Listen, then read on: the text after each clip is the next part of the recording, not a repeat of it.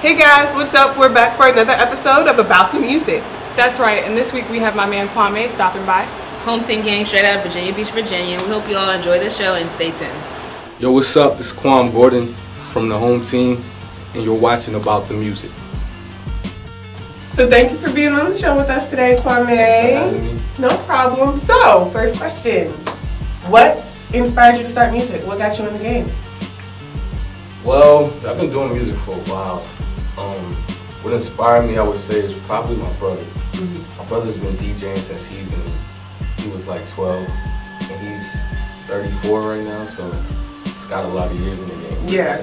So pretty much that inspired me for real. Like, and I mean, you know, listening to a lot of mainstream music, music that my brother plays me, everything, like everything. Are there any other genres that you would venture out of besides hip hop? R&B, of course. I listen to a lot of Biggie, and you know, Biggie always had like the R&B mix. Yeah, the old school behind it. Yeah, like, it always, 90s music always had like R&B hooks to throw it and give it Mary J. Blige hooks. Yeah, word.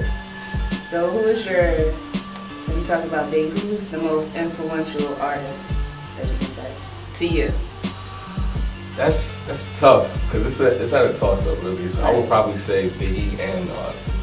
Because Biggie, when I first heard Biggie, that's when I was like a fan, like, okay, I like this. And then when I heard Nas, I was just like, I want to do this, you know what I'm saying? Like, it was so overwhelming. Like, when I heard it, and I was young. I was like really young when I first heard it. It was probably like around 12. That's when my brother like brought it around. But when I went back and listened to it, it was just like, oh, this is what I have to do now. Do you remember your first record that influenced you? My first record that influenced me, probably a Jay-Z record. I would say the Black Album. What more can I say? Yes. What more can I say? When I first heard that, when he threw the headphones off at me, I threw mine off. I was just like, fuck it, man. It's time to write. You know what I mean? Yes. It was just inspiring. Yes, I feel you. So how do you think you've grown since like you were working in high school, like back when you started? Like, how do you think you progressed? I think really I just matured with my music, you know what I'm saying? Like, life experiences. I just really just wrote them down with my music as things came, you know what I'm saying? Like, as my music got older, I got older, so it just really went hand in hand. Right. So like, when I listen to some of your mixtapes and stuff, I hear a lot of sampling. Not a lot, but like a decent amount. So like, and then I love how you switch, like maybe like, it's kind of similar to like a Drake theme. Like, you know how they'll break down a beat and they'll go into like a completely different one. Yeah, it's like so like switch up. Man. Yeah. So I'm all about that. What comes to your mind when you do stuff like that? What inspires you to do that? See, right now it's like it's harder to maintain your artistry, because it's like our generation is like an ADHD generation. It's like it's so hard for them to stay on one song. So it's like better to switch it up. You know what I'm saying? Keep it in the same avenue, but on the same street. You know what I'm saying? Like, just have, like Drake does. Like, maybe you'll have a record and he'll just, he would just change up the sound of the sample. Like, he'll probably put a fader in there or something to make it sound different, but it's still the same beat. So things like that, just the switch ups, just keep people interested. So since you're going to be into music, and the industry can get real hectic, who or what keeps you grounded? I would say new beginnings keeps me grounded. Just the fact of knowing that like anything's possible, that keeps me grounded. My mom, she always keeps me grounded, because she was always the one that tell me like, walk with my head high, you know what I'm saying? Like, make sure I always stay humble, never be too excited about things unless, you know what I'm saying, unless I'm celebrating. Never celebrate unless you're celebrating for something, you know what I'm saying? So I mean, things like that always keep me grounded, just the little things for real. Just knowing that I'm human at the same time, like, keeps me grounded. So out of all the all the projects that you're working on or that you have done, do you have a favorite project? My music? Probably my newest record that I'm working on. It's called For Charity, because like I feel like the world needs it. Like it's like the balance to me, you know what I'm saying? It's not turn up music. It's not like it's not super conscious music. It's like it's feel good music. I feel like it's timeless because I'm not like catering to any trend or anything. You know, can you tell us more about it? What we expect from you? I mean, I'm working on a few promo videos right now. okay. So maybe a visual or two soon. The project, I'm not all the way 100% with it right now, so I'm probably projecting for like spring for a release date, but I'll probably do a couple singles here and there to release before. But I'm really just trying to take my time with this one because I feel like it's beyond me, like especially with the title and all the things like that. And I'm also trying to do a couple cool things with like charities to go with the album. So I mean, that's like fundraisers, like actual charities. Like I want to do. I mean, I'm not going to speak on it too much, but what I want to do, I want to give to a certain charity for any proceeds I would get for that from that tape. So things like that. Do you have like any shows coming up that you want anybody to know about? As of late, I'm still, you know what I'm saying, I'm still making connections and everything, but I'm still working on the music more so because I wanna like have that 100% before I go out and do shows. You know what I'm saying? 'Cause, I mean, I do open mics here and there for practice, but not any shows that I'm listed as a headliner or just on. I'm just working on music at this point. Okay. Have you done any shows yet?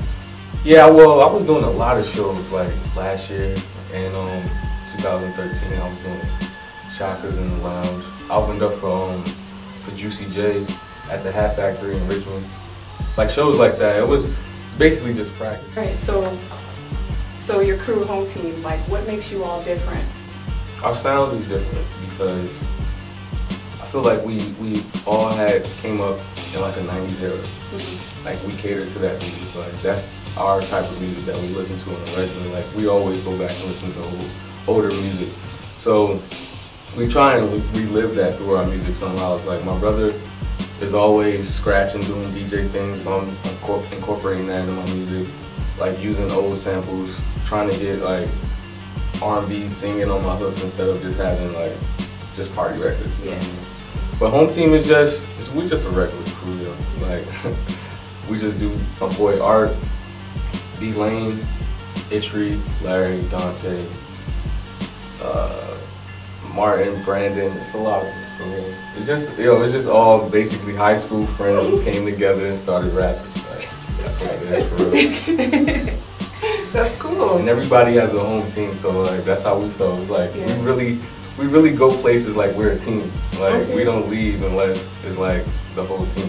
Is that how y'all came up with the name? Because y'all just feel like everybody has a home team. Yeah, we came up with the name. Me and my boy Martin, we were just chilling one day, and we were about to go link up with everybody else. It was like, it was like we were on the road traveling back to like our home spot, but we were really just in his neighborhood, going back to my neighborhood where everybody was at. So it was crazy because it was just like, yo, we the home team. Like everybody on the wayside is the wayside. Like everybody that wasn't in the home team at that point, pretty much. So okay. If you don't mind, would you like to please spit a verse for us? Freestyle maybe? No doubt. No doubt? Awesome. Alright, let's get to it. Alright, my name is Shaggy and I work with Taylor. And so I was here and they're interviewing Kwame. So I have a question for Kwame. You seem young. Yes, I am. How old are you? 23. 23, young. I'm 33 years old. When I hear that people say hip hop is dead, the good hip hop is gone, it's dumbed down, watered down music, there's too many artists that make hit records that don't mean anything, and the showmanship is gone. As an up and coming local hip hop artist that's 23 years old, what do you say?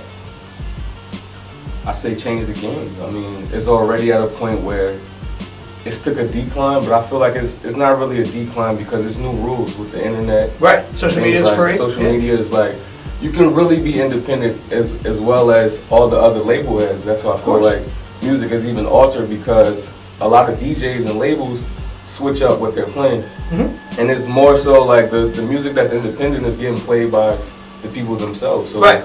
Are you talking about like the Spotify's and Pandora's? Yeah. And yeah. So it's like, I feel like the only advice I was always given was to do it my way. Do it your way. So last question for you, and then I'll turn it back over to the people who's really showing this, because it's not mine. So if a major label or a major radio station came up to you and said, hey, we like all your music, but we want you to make a song that sounds like this, and it wasn't your lane, would you do it just so you could win over the fan base with your rest of your music? Or would you say, nope, I'm going to stay true to my art form? I gotta stay true to my art form. Good answer. Good answer. I'm out of here. That's Kwame. I'm Shaggy. Thanks, Shag. And that's Taylor. And it's been fun. Do I want to rap this verse? Fuck it. They say we need to curb gun violence. Sirens are the new silence. Ratchet is the new cool, and bullets are food for diet. Shooting smooth up the charts is like foolish art when you try it. And with that Mary Jane, I'm like Peter Parker, the riots. You only live once, so your soul is only what's timeless. Like a rollie with all diamonds, it's hard to read what's inside it. Get sour for the cheese, but all I need is a cottage and a phantom with no window so you can see when I'm driving. Shit, ain't nothing flashy but the cameras we bring to capture the ashy moments and the terror we reign. Cause the lyrics can get Olympic when we carry the flame. Bury a body but can't bury the name. You could tell by the fame you can't miss when you shooting for pain. So my aim is for success though. The rest know the best flows get exposed when you flourish the game. You get the picture but don't know where to frame. You better know it's the game. Home team. I'm KwamGordon, and this is about the music. Yeah! 0 to 100, nigga, real quick. Gon' make me act a fool when I was on some chill shit. When I bought my first watch, it made a nigga feel rich. Started from the bottom, still digging out this ditch. Legend in the making.